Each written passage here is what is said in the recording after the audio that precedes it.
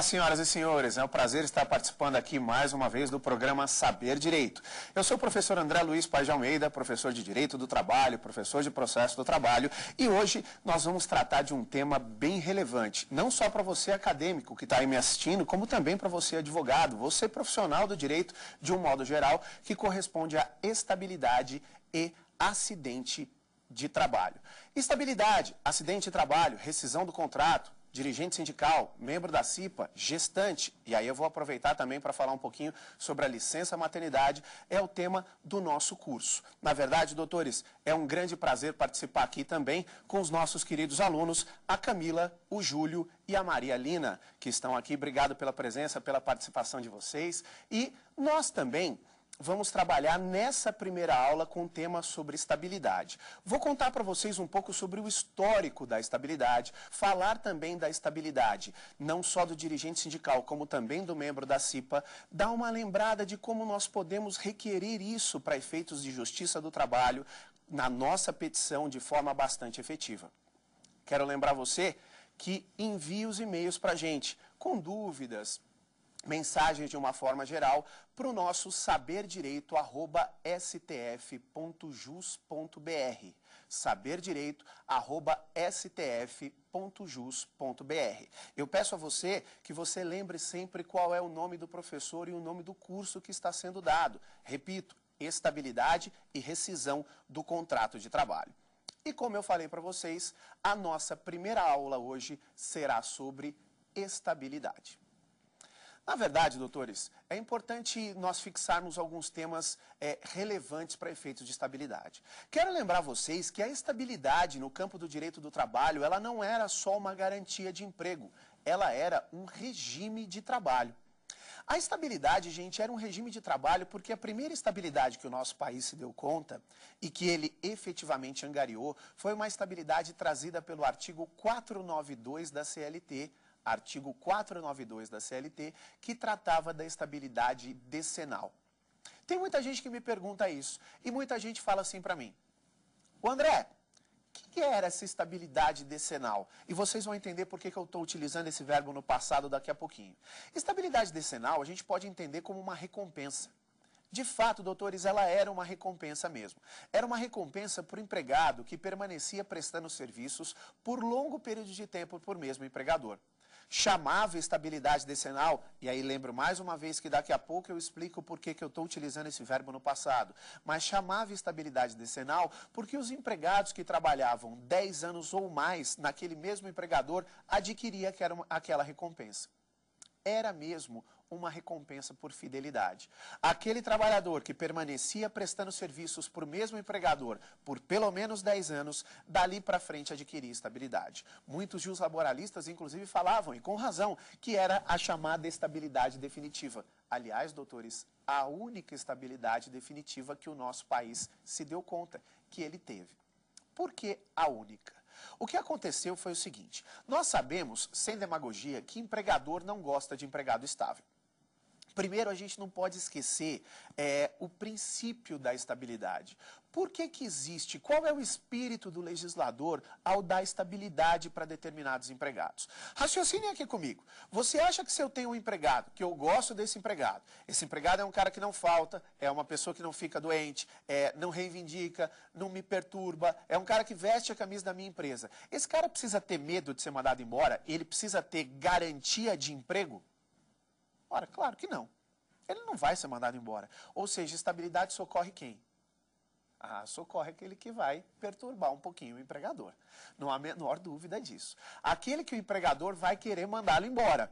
E por isso ele tem direito à estabilidade. Ora, doutores, o critério é simples. Uma das estabilidades que nós vamos estudar daqui a pouquinho. Por que dirigente sindical tem estabilidade? Porque é claro que esse dirigente sindical ele vai brigar com o empregador dele praticamente todo dia. Então esse cara não vai chegar e vai falar assim: "Pô, eu vou bater de frente com o meu empregador todo dia, na primeira oportunidade meu empregador vai me mandar embora." Por isso ele vai falar assim: "Não, eu vou bater de frente com o meu empregador, sim, ele não vai me mandar embora, porque eu tenho as costas quentes." Essas costas quentes se chama estabilidade. E, na verdade, gente, por que efetivamente empregador não gosta de empregado estável? Justamente por causa disso. Estabilidade quebra muito o poder de direção do empregador. Estabilidade não é algo bem-vindo, porque, na verdade, o empregador, em alguns casos, até para mandar o empregado embora por justa causa, tem que promover uma ação, que é o inquérito judicial. Nós vamos lembrar disso daqui a um pouquinho. Então, na verdade, é um ambiente perturbado de trabalho. Empregador não gosta de empregado estável. A verdade é essa. O que começou a acontecer com o estável decenal?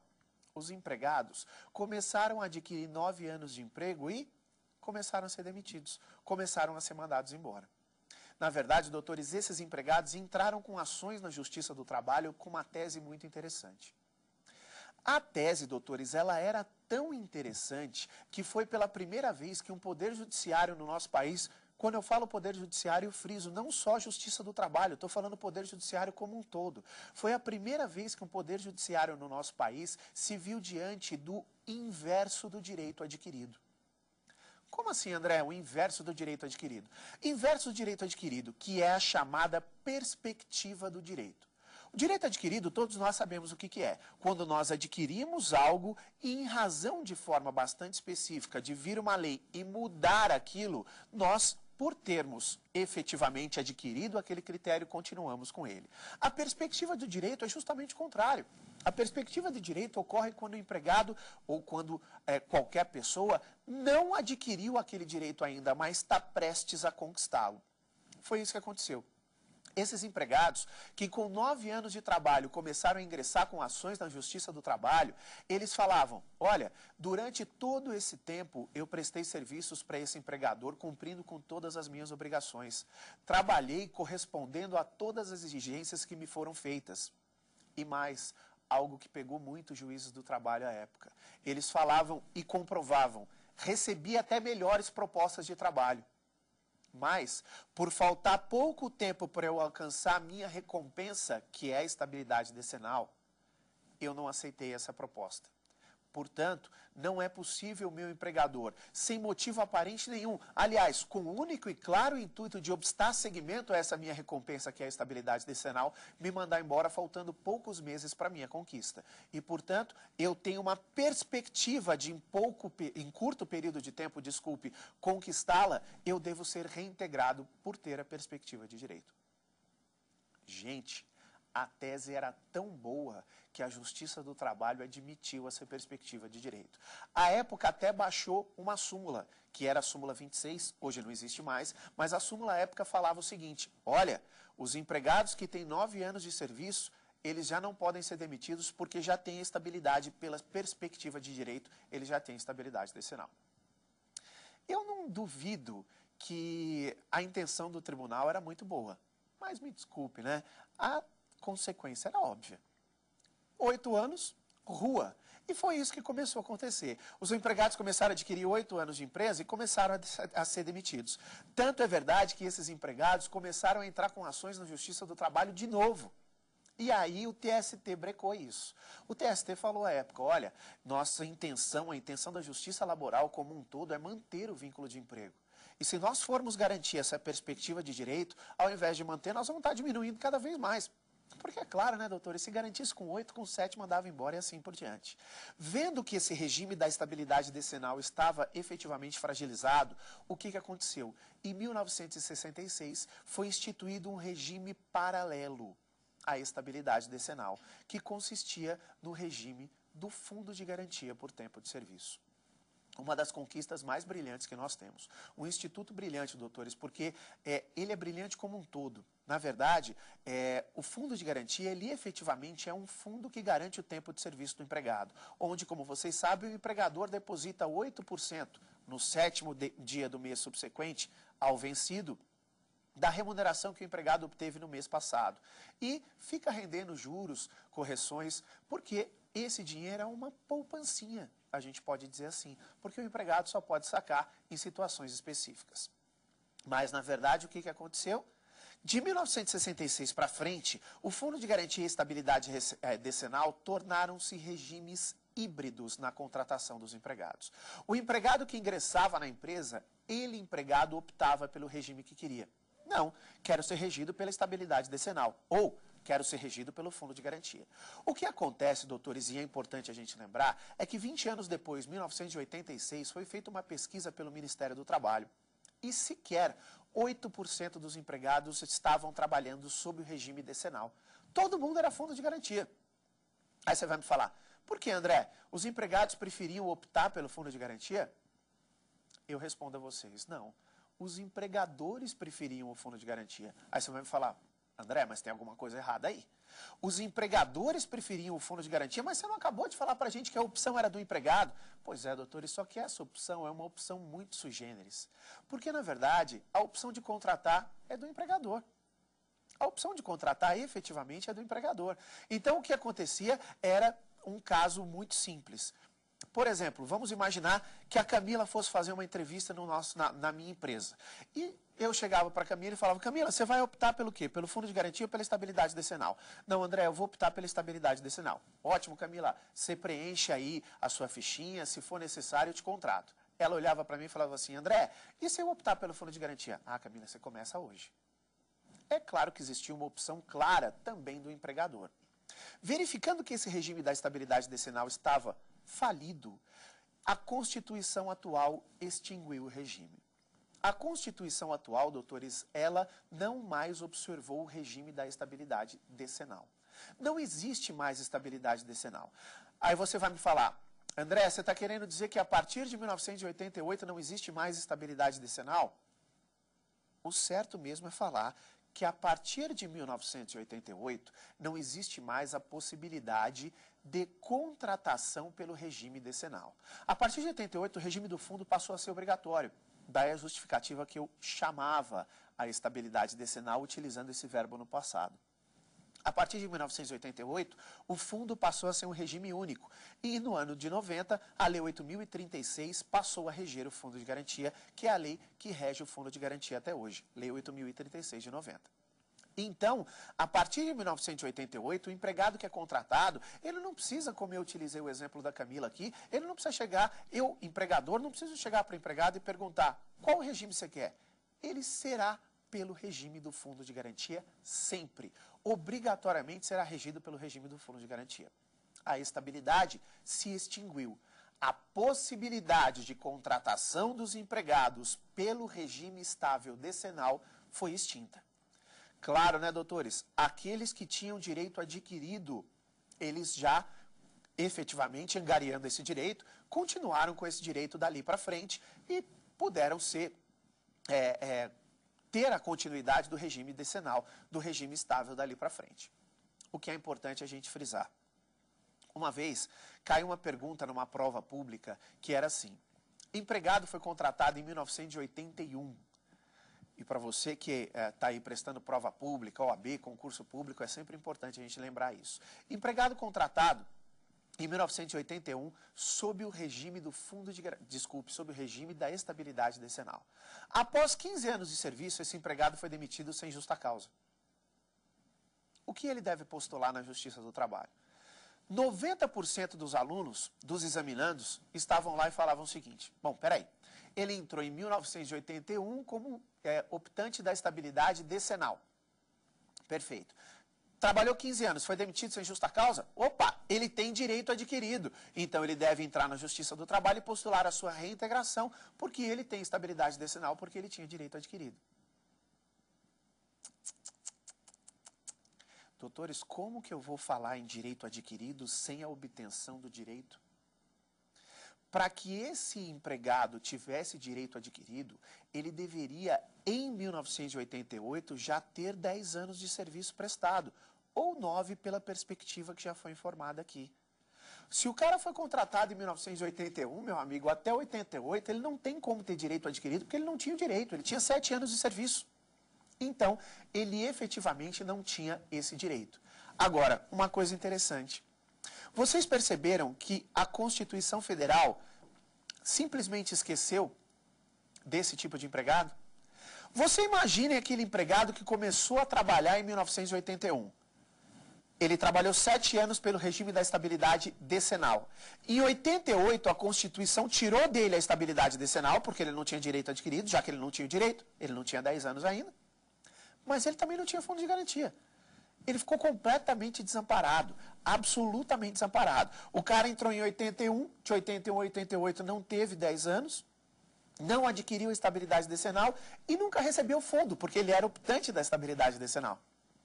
Como que fica a vida desse sujeito que a Constituição desamparou? A CLT, no artigo 478, estabelece uma indenização suplementar. O artigo 478 da CLT estabelece uma indenização equivalente a 1 mês de serviço para cada ano prestado sob o regime decenal, ou fração igual ou superior a 6 meses. Então a CLT não desamparou esse tipo de empregado, não. A CLT chegou e falou o seguinte, ó, nesse exemplo da prova pública que caiu, você trabalhou 7 anos sob o regime decenal e perdeu o regime decenal e não teve fundo de garantia, você tem direito a 7 salários. Porque o artigo 478, repito, consolidado, ele estabelece uma indenização pertinente a 1 mês de salário para cada ano de serviço prestado sob o regime decenal, ou fração igual ou superior a 6 meses. Combinado? Isso, então, é uma indenização suplementar para não deixar esse cara desamparado. O que dá a entender que, a partir de 1988, nós passamos a ter exclusivamente estabilidades provisórias. Exclusivamente. Sabe aquela estabilidade que tem data certa de início, mas também tem data certa de fim? Porque, afinal de contas, a única definitiva que nós tínhamos, que era estabilidade decenal, foi extinta em 1988. Então, a partir de então, nós passamos a ter exclusivamente estabilidades provisórias. E é sobre elas que nós passamos a falar a partir de agora. Primeiro, como postular essa estabilidade? Eu falo com você que já é advogado. Eu falo com você que é juiz do trabalho. Eu falo com você que é acadêmico e que vai fazer a prova da OAB na segunda fase de trabalho e quer fazer algo bem feito. Sabe por que isso? Vejo na prática erros brutais com relação ao pedido de reintegração do empregado. Dou um exemplo para vocês. Numa das minhas aulas de pós-graduação, estava falando sobre esse mesmo tema, estabilidade. E depois de um determinado tempo, um aluno meu, advogado, levantou a mão e chegou para mim e falou assim, professor André, deixa eu te fazer uma pergunta. O senhor está falando de estabilidade e a doutrina antiga até diferenciava muito estabilidade da garantia de emprego. Falava que estabilidade mesmo era só para decenal e garantias de emprego são garantias provisórias. Mas o senhor mesmo não costuma, nas suas bancas, diferenciar estabilidade e garantia de emprego. O que é bem verdade. Eu, mesmo sendo provisória, eu acho que a estabilidade é uma garantia de emprego provisória. Estabilidade nada mais é, doutores, do que dar a oportunidade do empregado não ser demitido. Estabilidade é, não há possibilidade de demitir o empregado contra a vontade do empregador. Ou melhor, do empregado. Ainda que o empregador não aguente aquele cara, ele tem que ficar com ele. Isso é estabilidade. É garantia de ficar no emprego mesmo contra a vontade do empregador. A estabilidade só se quebra com a demissão por justa causa, pelo lado do empregador. Aí você vai me falar, nossa, professor, mas a justa causa quebra a estabilidade? Ora, doutor, se nós raciocinarmos um pouquinho, vocês vão ver que sim. Se eu flagrar uma gestante furtando o caixa da minha empresa, eu não vou precisar esperar ela me roubar até 5 meses após o parto para mandar ela embora. O que é isso? É claro que a justa causa quebra a estabilidade. Em alguns casos até precisa de uma ação para apurar. A gente vai ver daqui a pouquinho. Mas preste atenção nisso. Se você pega um cliente, se cai numa prova, chegou ao seu escritório, você, contratado como advogado desta parte, e essa parte chega a você e fala o seguinte, olha, eu fui demitido e eu tenho estabilidade. E eu fui demitido sem justa causa. Esse meu aluno dessa pós-graduação falou para mim, professor, me desculpe, mas estabilidade não é garantia de emprego? É, estabilidade é garantia de emprego. Ora, mas se o empregador pode mandar um empregado embora e indenizar pelo tempo restante da estabilidade, não há que se falar em garantia de permanecer no emprego. Então, me desculpe, professor, mas estabilidade mesmo não existe. Esse é o erro. E isso, na verdade, é um erro crasso. Estabilidade existe sim, gente. existe de maneira muito clara estabilidade. Por quê? De fato, esse meu aluno, ele tinha razão. Se você pudesse mandar o empregado embora e indenizar pelo tempo restante da estabilidade, você de fato não haveria que se falar na garantia dele permanecer no emprego. Mas isso não existe. Atenção pelo negrito que eu vou utilizar na voz. Isso não existe. Isso não existe. A possibilidade do empregador demitir o empregado e indenizar pelo tempo restante da estabilidade é algo juridicamente incorreto. Ah, André, mas acontece. Ah, doutores, acontece. Acontece, mas acontece de maneira errada. O que acontece, que a gente precisa entender, é o seguinte. Na verdade, nós temos alguns juslaboralistas, um dos mais brilhantes, até peço vênia para citá-lo, Arnaldo Susequinde, nada mais, nada menos que fez a nossa CLT. Ele tem um livro onde ele fala assim, a conversão da reintegração em indenização não é faculdade do empregado ou do empregador, mas prerrogativa exclusiva do julgador. Doutores, eu já vi na prática trabalhista acontecendo isso com clientes que chegam à minha banca de direito do trabalho. Falando assim, professor, mandei o empregado embora, ou doutor, mandei o empregado embora, indenizei pelo tempo restante, o cara entrou na justiça e foi reintegrado. Eu falei, isso é certo. Você fez errado. Isso é certo. Porque o único que pode converter a reintegração em indenização é o juiz. Eu já vi mesmo empregador que manda empregado embora, indeniza e o cara entra na justiça e é reintegrado. Sabe a última que eu vi? Empregador mandou o empregado embora, indenizou, entrou na Justiça do Trabalho, o juiz falou assim, você vai indenizar de novo, porque não fui eu que mandei indenizar e só eu poderia mandar. Quem paga mal, paga duas vezes.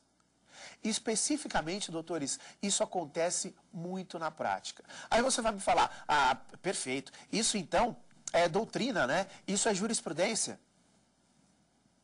Isso é texto de lei. É o artigo 496 da CLT. Se você analisar o artigo 496 da CLT, fala que só o Tribunal do Trabalho poderá converter a reintegração em indenização. Quando fala lá em Tribunal do Trabalho, doutores, eu peço que vocês entendam isso não como órgão jurisdicional, mas como Justiça do Trabalho. O que o 496 está falando é empregado demitido sem justa causa. Ele deve entrar na Justiça do Trabalho e postular a sua reintegração. Caso o juiz do trabalho em audiência verifique que existe muita animosidade entre as partes, que reclamante e reclamado não se suportam mais, que não há como ter uma relação de emprego cordial, o juiz do trabalho pode converter a reintegração em indenização. O juiz do trabalho poderá converter a reintegração em indenização. Não a parte. Vou mais fundo a vocês. Um pedido em uma reclamação trabalhista, em uma petição inicial, o pedido de indenização decorrente de instabilidade, ele é inepto. É inepto porque não demonstra ânimos do empregado voltar ao emprego. Se não há ânimos, não há que se falar em instabilidade. Opa, André, então acho que eu estou entendendo. Você deve estar querendo me dizer, então, que se eu for entrar com uma reclamação trabalhista agora, postulando algo decorrente de empregado estável, eu devo postular a reintegração dele no serviço? É isso. Você deve postular a reintegração deste empregado no serviço. Se você quiser falar na sua petição, caso Vossa Excelência entenda por bem que a converta em indenização, ótimo, você pode falar. Mas isso pode ser feito de ofício pelo juiz. O direito, e nesse ponto nós estamos ingressando um pouquinho em processo do trabalho, o direito processual do trabalho admite que o juiz converta aquela obrigação em indenização sem que isso caracterize uma sentença extrapetita. Ainda que você só pleiteie a reintegração do emprego, o juiz, repito, sem a caracterização de prolatar uma sentença extrapetita, poderá converter aquela reintegração em indenização.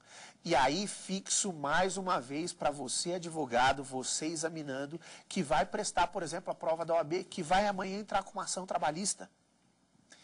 Como esse pedido deve ser feito? De que maneira eu postulo essa reintegração? Eu posso postular por meio de liminar, Ah, você deve postular por meio de liminar, sem dúvida nenhuma. Eu só quero uma atenção especial de vocês para isso. Doutores, a liminar, ela tem sempre que andar de mão dada com alguém. E ela tem sempre que andar de mão dada com alguém que tenha legitimidade para dar a mão a liminar. Primeiro, né, eu às vezes escuto por aí, fulano de tal entrou com uma liminar. Ah, eu sou advogado, eu vou entrar com uma liminar. Eu sempre costumo dizer, eu acho que esse é o melhor advogado do mundo. Porque ele já entrou com a liminar. É a mesma coisa, por exemplo, da Marialina chegar para mim, chegar no meu escritório e falar assim, doutor, eu estou com um problema. Eu falo, Marialina, vem aqui para o meu escritório que eu vou entrar com a sentença. Você já entrou com a liminar, você já ganhou. Ninguém entra com liminar. Isso é um erro técnico crasso, né?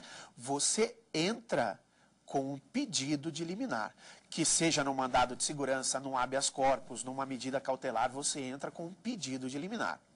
E a questão que eu quero que vocês entendam bem. Como esse pedido deve ser feito? Se vocês perceberem bem, o artigo 659, inciso 10 da CLT, ele fala da liminar para reintegrar no serviço dirigente sindical suspenso ou afastado pelo empregador. Esse 659, inciso 10, ele pode ser usado analogicamente não só para o dirigente sindical, mas para qualquer outro tipo de estável. Perfeito, André. Então, eu entro com uma reclamação trabalhista, como muitas vezes eu vejo, com pedido de liminar. Repito, vou adentrar um pouco em processo do trabalho, mas isso é de extrema importância para a nossa matéria. Não. Reclamação trabalhista com pedido de liminar está errado. É um erro. Porque, doutores, lembra daquela frasezinha, a liminar tem que andar de mão dada com alguém. A liminar não pode vir sozinha. E a reclamação trabalhista não tem legitimidade para dar a mão a liminar. Está errado. André, mas eu vejo muito isso acontecendo na prática. Eu também vejo. Aliás, com dor no coração eu vejo. Por quê? Porque se apegam à redação literal do 659, inciso 10 da CLT, onde você pode postular uma liminar para reintegrar o dirigente sindical, que, repito, pode ser estendida analogicamente aos outros estáveis. Ora, mas espera um pouquinho. Será que quando a CLT falava em liminar, ela estava querendo dizer a liminar de qualquer jeito? Não. A CLT também não precisa te dar aula. A CLT, quando está falando em postular liminar, ela presume que você saiba como postular essa liminar. Então, na reclamação trabalhista, essa liminar está errada. Aí você vai me falar assim, professor, eu já vi postulando esta liminar em medidas cautelares. Também já vi. Aí existe uma justificativa, mas também não é correta e eu explico por quê. Se você propõe uma medida cautelar, e vocês sabem que a medida cautelar ela pode ser preparatória ou incidental. Preparatória é aquela proposta antes da medida principal e a incidental no curso dela. Portanto, atentem a essa palavra. Preparatória cautelar proposta antes da medida principal. Incidental é a cautelar proposta no curso da medida principal. Portanto, cautelar é sempre o quê? Algo acessório. Sempre. Cautelar é sempre algo acessório. A cautelar, que caracteriza o seu objeto principal, ela infringe a sua própria natureza cautelar. Veja, raciocinem comigo. Proponho uma medida cautelar preparatória postulando a reintegração de um empregado estável no serviço. Propõe a medida cautelar preparatória postulando a reintegração e o juiz concede a liminar e reintegra no serviço. Vocês devem se lembrar, e aqui não compete porque não é aula específica disso, mas vocês devem se lembrar se o que o Código de Processo Civil fala, que obtendo a cautelar, a liminar na cautelar, você tem 30 dias para promover a medida principal, sob pena de perda da eficácia da liminar. Perfeito. Eu propus a medida cautelar, pedindo a liminar para a reintegração deste empregado no serviço. O juiz concedeu a reintegração. Eu tenho 30 dias para entrar com a medida principal, correto? O que eu vou falar na medida principal? A mesma coisa. Por isso, essas eram as chamadas cautelares satisfativas. Cautelar satisfativa, que eu tenho plena convicção que muitos de vocês já ouviram falar, é aquela cautelar que satisfazia por si só o objeto central da questão. Isso eram as cautelares satisfativas. Repito, a cautelar que satisfazia o objeto central da questão. Essa cautelar que satisfazia o objeto central da questão, chamadas de cautelares satisfativas, infringiam a sua própria natureza. Veio a tutela antecipada para acabar com isso.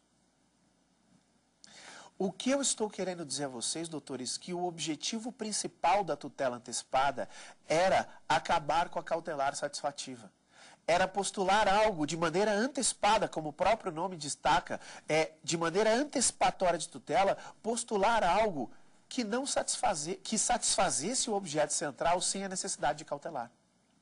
Você percebeu que no exemplo que eu citei da cautelar, eu entrei com a cautelar preparatória, obtive a liminar, tinha 30 dias para falar a mesma coisa. Perde o objeto.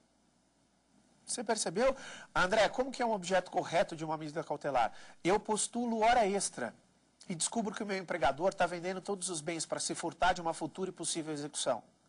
Eu entro com uma cautelar de arresto e falo, excelência, arreste os bens, para que, caso eu ganhe efetivamente isso, eu tenha como executar. Doutores, a cautelar é deste tipo. Qual era a medida principal? A reclamação trabalhista estava postulando hora extra. Eu estou postulando um arresto dos bens para que, se eu ganhe as horas extras, eu tenha como garantir a minha execução. Ou seja, cautelar não pode ser o objeto central. Tutela tem que ser. A tutela é um pedido. O correto para que você faça o pedido para reintegrar empregado estável é entrar com uma reclamação trabalhista postulando uma tutela antecipada com base no 273 do Código de Processo Civil, artigo 273 do CPC, que dá os requisitos da tutela antecipada para que você possa postular a reintegração desse empregado no serviço. E aí sim, você está fazendo um pedido juridicamente perfeito. Postular reclamação trabalhista com liminar, me desculpe a expressão vulgar, mas feio, horroroso. Postular numa cautelar infringe a natureza da cautelar, porque ela acaba sendo satisfativa. Postule, então, por meio de uma tutela antecipada. E sempre a reintegração, nunca a indenização, pelos motivos que nós já falamos aqui. Agora, tratando especificamente das estabilidades provisórias, nós vamos falar da estabilidade do dirigente sindical. Doutores, a estabilidade do dirigente sindical ela é prevista no artigo 515, parágrafo 3º da CLT. Artigo 515, parágrafo 3º da CLT. Essa estabilidade do dirigente sindical, ela tem prazo do registro da candidatura e, se eleito, até um ano após o final do mandato.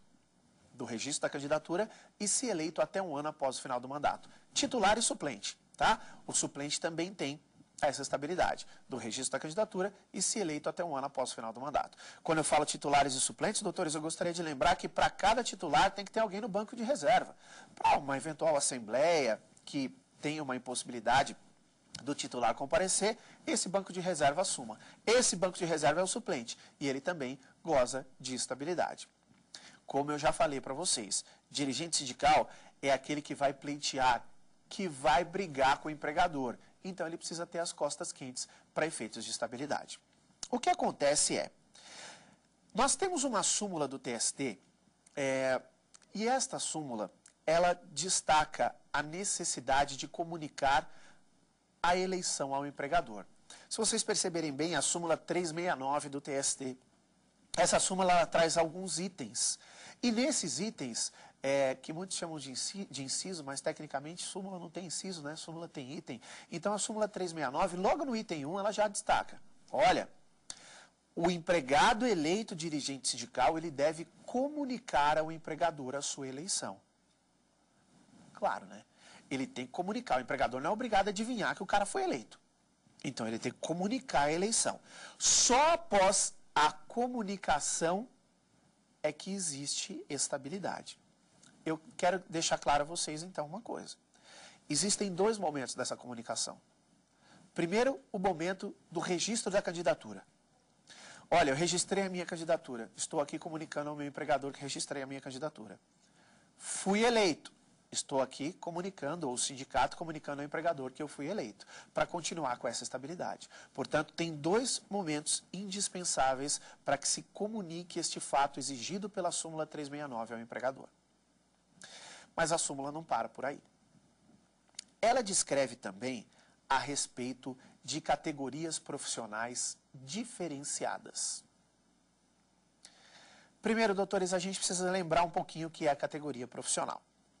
Estabelecida no artigo 511 da CLT, a categoria profissional é aquela que delimita não só a atividade preponderante do empregador, mas a atividade preponderante também dos seus empregados.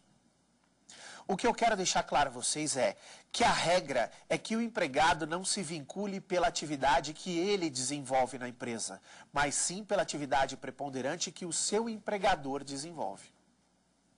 Vamos admitir, doutores, que o Júlio seja almoxarife de um banco. O Júlio é almoxarife de um banco. O Júlio, ele é almoxarife ou ele é bancário? Ele é bancário. Por quê? Porque a regra que é, eu não quero saber da atividade do Júlio, eu quero saber a atividade que o empregador dele desenvolve. O empregado se vincula não pela sua atividade, mas pela atividade preponderante que o empregador desenvolve. Então, se o Júlio é almoxarife, ele é bancário, ele não é almoxarife, porque o que vale é a atividade do empregador. Só que o parágrafo 3º do artigo 511 da CLT estabelece a exceção. Exceção essa que nós chamamos de categorias profissionais diferenciadas. O que são categorias profissionais diferenciadas? Categorias profissionais diferenciadas são aquelas que o empregado se vincula pela sua própria categoria e não pela atividade preponderante do empregador, que é a regra, como eu acabei de utilizar o exemplo do Júlio aqui. Ou seja, atividades que não importa a atividade do empregador, atividades que efetivamente importam o que o empregado desenvolve. Porque, independente da atividade do empregador, não importa, o que importa é a atividade desenvolvida pelo empregado. Eu pergunto a vocês, doutores, qual é a diferença de eu trabalhar como ascensorista num banco ou numa instituição de ensino?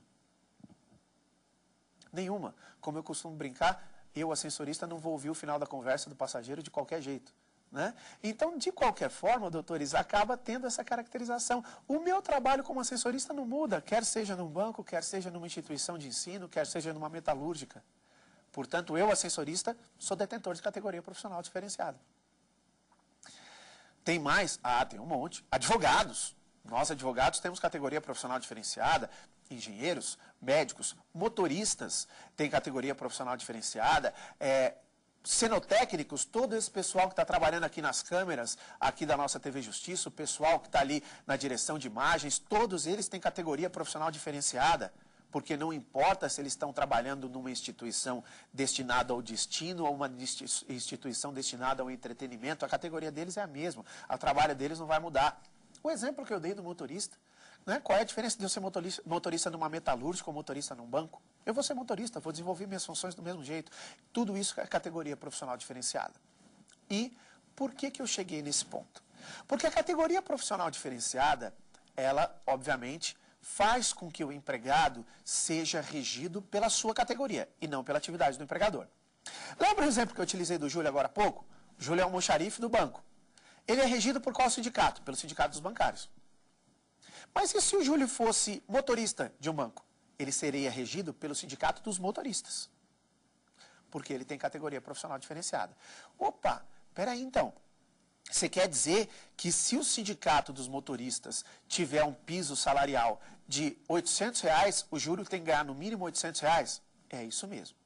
Mas, atenção, para que o Júlio, no exemplo citado, é óbvio, seja detentor desta categoria profissional diferenciada, ele tem que exercer a função no banco, no exemplo citado.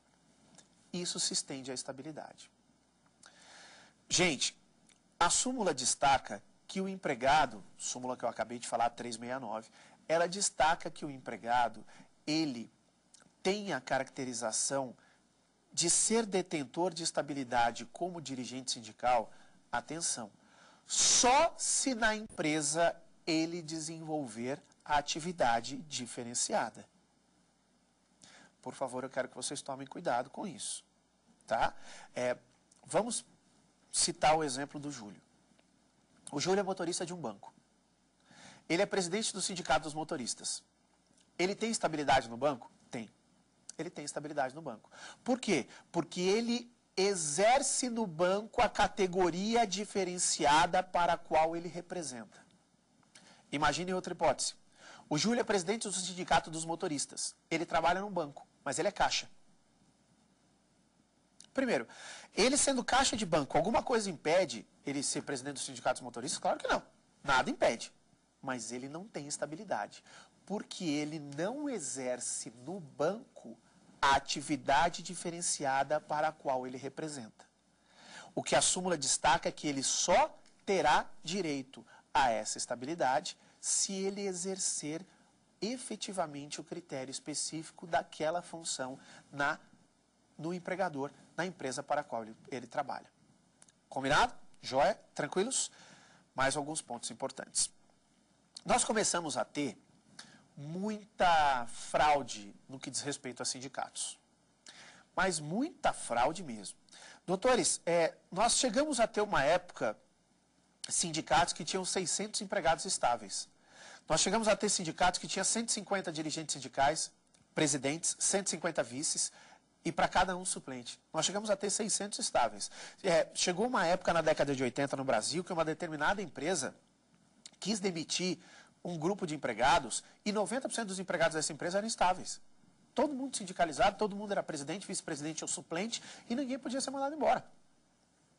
Então, foi algo realmente complicado. Foi algo complicado que nós tínhamos com relação a isso. O que aconteceu? O TST resolveu limitar o número de dirigentes sindicais estáveis por sindicato. E como que o TST limitou o número de dirigentes sindicais estáveis por sindicato? No primeiro momento, o TST, por meio desta mesma súmula 369, ele falou em um de seus itens que o limite máximo de dirigentes sindicais estáveis por sindicato eram de 7.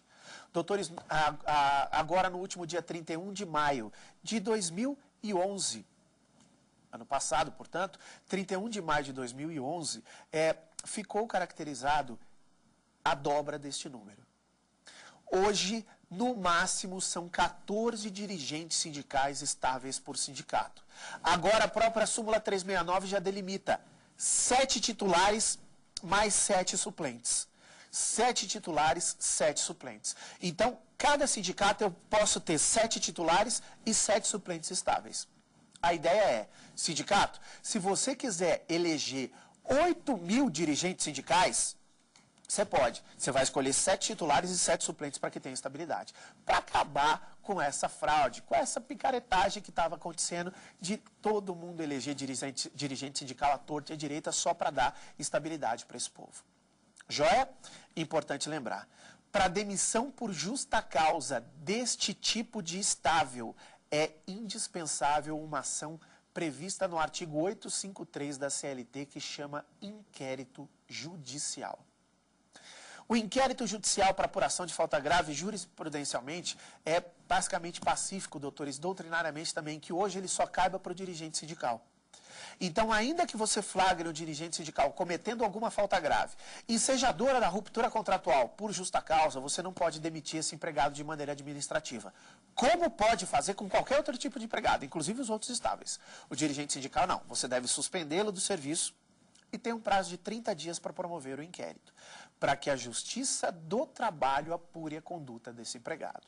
Aí sim, se a Justiça do Trabalho caracterizar que esta conduta deste empregado é incorreta, é ela que por sentença, e por isso a gente chama essa sentença de sentença constitutiva, né? Lembra as diferenças? Declaratória declara ou não a existência de um ato jurídico. Constitutiva modifica ou extingue um ato jurídico já existente. E a ideia é que extingue a relação de emprego por justa causa. E, portanto, promove o inquérito judicial com base no artigo 853 da CLT para apurar a falta grave. E se apurada e caracterizada a culpabilidade desse empregado, é a própria Justiça do Trabalho que, por sentença, o demite por justa causa. O inquérito já não é necessário para os outros estáveis, como, por exemplo, o membro da CIPA, que nós vamos passar a falar a partir de agora. CIPA é a Comissão Interna de Prevenção de Acidentes. Quando a CIPA é instituída, a composição da CIPA ela precisa ser paritária. Como assim, paritária? Eu tenho que ter paridade na composição da CIPA. Eu tenho que ter um representante dos empregados e um representante dos empregadores. Isso é obrigatório. Representante dos empregados e representante dos empregadores. Eu tenho que ter paridade nesta representação da CIPA. O representante dos empregados é o vice-presidente da CIPA. E o representante dos empregadores é o presidente da CIPA. Toda a CIPA tem que ter um presidente e um vice. E o presidente é aquele cara que representa e é nomeado pelo empregador, e o vice é aquele que representa e é eleito pelos empregados. O membro da CIPA tem estabilidade exatamente da mesma forma como o dirigente sindical. Exatamente da mesma forma. O membro da CIPA tem estabilidade do registro da candidatura e se eleito até um ano após o final do mandato. Exatamente da mesma forma. Onde está essa estabilidade do membro da CIPA? Essa estabilidade foi elevada em nível constitucional. Ela é estabelecida no ato de disposições constitucionais transitórias. Artigo 10, inciso 2º, a linha A do ADCT. Artigo 10, inciso 2º, a linha A do ADCT. Perfeito, doutores? Joia? Com isso, eu acho que conseguimos fazer uma abrangência legal, não só nos dois tipos de estabilidades que foram tratados, mas também como na forma de pedir e no histórico da existência da estabilidade, que a gente chegou a falar um pouquinho, até mencionando um pouco sobre o fundo de garantia por tempo de serviço. Eu gostaria de perguntar aos nossos alunos aqui se eles têm algumas dúvidas a respeito dos temas que nós tratamos, pelo menos por enquanto. Camila? Vamos lá. Então, tanto o presidente como o vice e os suplentes têm estabilidade? Excelente pergunta. Excelente pergunta, Camila. Boa. A pergunta é, tanto o presidente como o vice-presidente, e o suplente também, você me perguntou, né, Camila? E o suplente tem estabilidade? Camila, não. A gente não pode esquecer do espírito da estabilidade. A estabilidade, ela não socorre o empregado que o empregador gosta. Lembra que eu falei disso no comecinho? Ela socorre o chato, o cara que o empregador quer mandar embora. Portanto, não teria muita razão de ser o presidente, que é o representante do empregador, ter estabilidade. O presidente já é o cara indicado por ele não precisa ter estabilidade, né? Já é o cara de confiança do empregador. Quem tem que ter estabilidade é o vice, porque é o vice que vai bater de frente com o presidente. Então, efetivamente, só o vice tem estabilidade. Pergunta muito boa. Isso cai muito, Camila, em concurso público, prova da OAB, isso cai demais. Nossa senhora, mas cai muito mesmo nessas provas públicas. Só o vice-presidente tem estabilidade, porque só o representante dos empregados, Camila, é que tem estabilidade. O representante dos empregadores, ele não tem estabilidade. Mas você me perguntou do suplente. Diferente, e a pergunta é boa nesse sentido também, porque diferente do dirigente sindical, cuja estabilidade do suplente já é dada pela própria CLT, a Constituição no ADCT não fala da estabilidade do suplente da CIPA, mas ele também tem estabilidade, pelo que dispõe a súmula 339 do TST. A súmula 339 do TST também estende a estabilidade ao suplente. Importante lembrar, de acordo com a pergunta extremamente bem feita da Camila, que é só o vice, né? Então é só o suplente do vice, tá, Camila, que tem estabilidade. Já que o presidente da CIPA não tem, o suplente dele também, por óbvio, não tem. Mas o vice-presidente e o seu suplente têm estabilidade. Obrigado, Camila. Júlio? O delegado sindical goza de estabilidade? Ah, boa observação. Isso também, Júlio, é algo que cai muito em concurso público, rapaz. A gente fica, Júlio, com esse critério na cabeça, né? Ah, não, membro de sindicato tem estabilidade.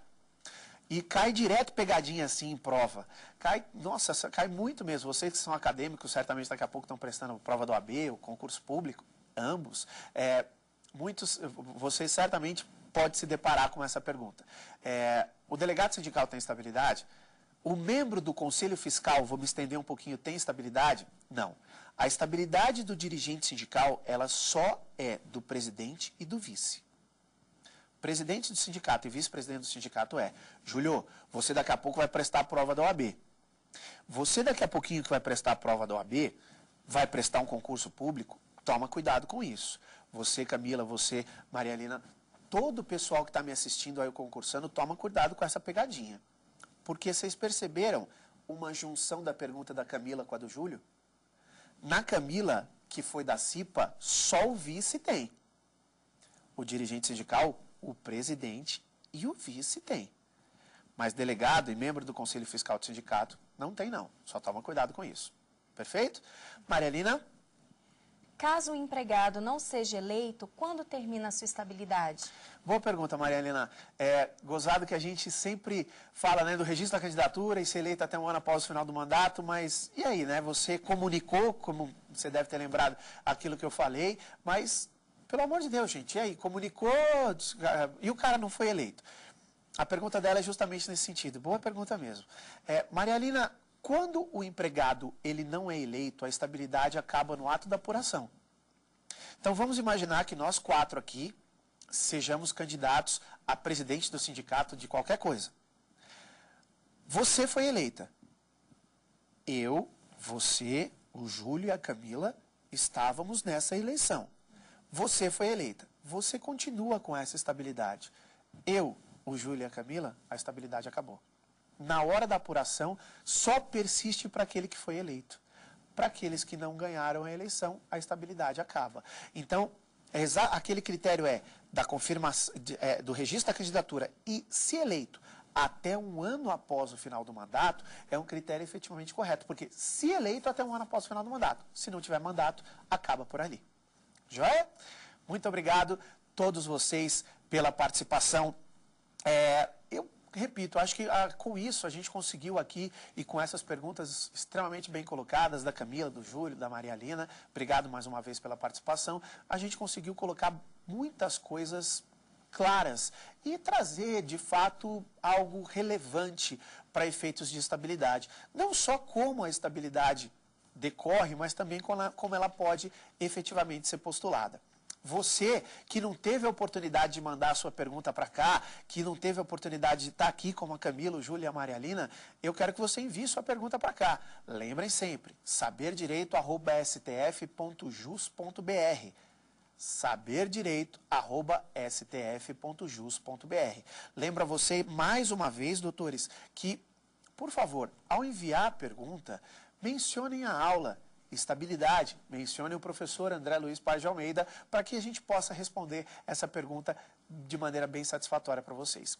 Quero lembrar também a vocês que vocês podem rever essas aulas no YouTube. É só acessar lá www.youtube.com/saberdireitoaula. E também eu quero convidar vocês para assistir os outros programas da família do Saber Direito. Programas esses que eu também tenho o prazer de participar. E você pode também ver isso no YouTube. www.youtube.com/saberdireitoresponde, www.youtube.com/saberdireitodebate. Eu fecho aqui com vocês, convidando para que vocês fiquem ligados na próxima aula. Eu vou continuar falando de estabilidade, mas vocês vão ver que eu vou falar sobre a estabilidade da gestante, vou falar sobre a estabilidade do acidentado do trabalho. Olha, eu faço esse convite a vocês porque você que é aluno de direito, você que é acadêmico, você que é formado, você não pode perder isso. Dicas importantes, não só para provas públicas, como para a vida prática profissional de vocês. Nós vamos falar da estabilidade do acidentado do trabalho, obtenção dessa estabilidade, gestante, diferenciar bastante da licença, e aí eu aproveito para entrar um pouquinho na licença maternidade para vocês também. Então não percam, e eu espero vocês no nosso próximo programa. Até lá!